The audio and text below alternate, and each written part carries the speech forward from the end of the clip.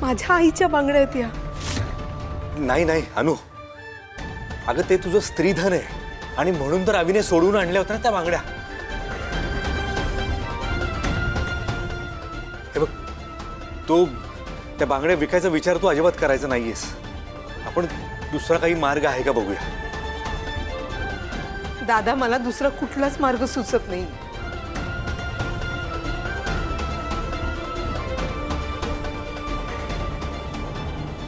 आई, हो भाऊजींकडे पैसे असणार आहेत. भाऊजीने त्यांची काही ना काहीतरी व्यवस्था केली असणारच ना. पैसे कुठे ना कुठेतरी असतीलच.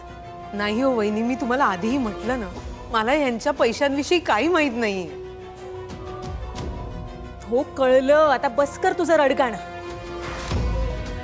पैसे कुठून मॅनेज करायचे ना त्याचा विचार करू दे आम्हाला. तुम्ही करणार आणि आम्ही निस्तरणार.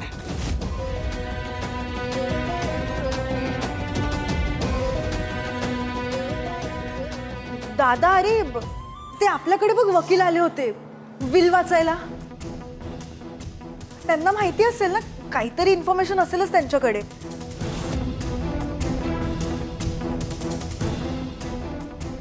करेक्ट.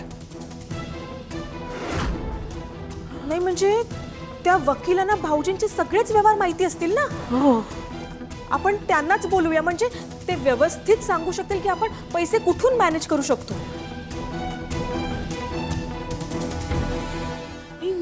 मे बी नाशिकची जमीन विकता आली तर.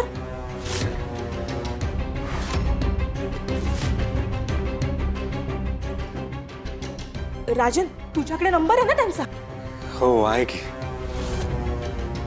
फोन कर त्यांना आणि उद्याच बोलवून घे इथे.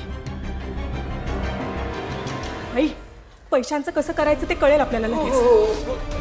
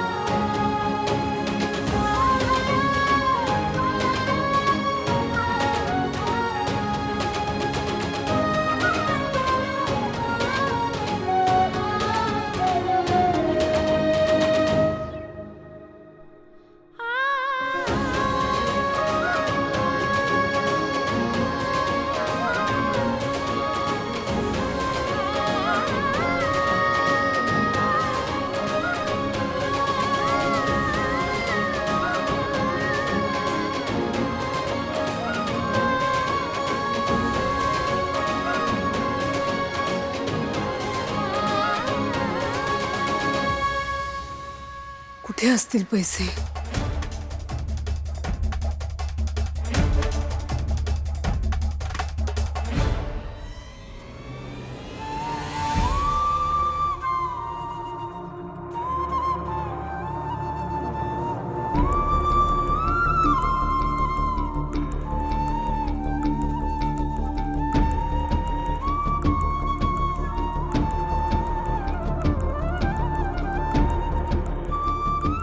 पैसे काय झालं?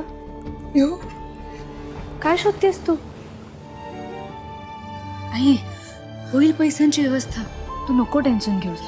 ते वकील काका पण येणार आहेत ना उद्या. त्याचंच तर टेन्शन आलंय मला पिहू. म्हणजे अगं थांब जरा.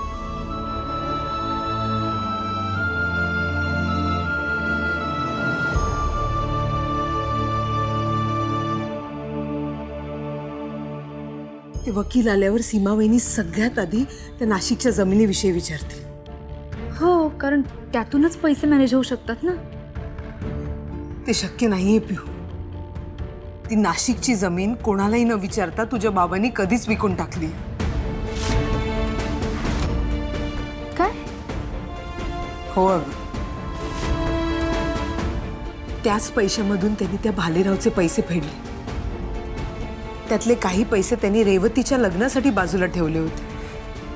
तो कौस्तुभ ते पैसे घेऊन पळून गेला. त्यातनं आणखीन काही पैसे शिल्लक आहेत, पण तुझ्या बाबांनी ते कुठे ठेवलेत मला नाही माहित. कुठेतरी ठेवलेत त्यांनी, किंवा कुठेतरी गुंतवलेत, किंवा बँकेत भरलेत.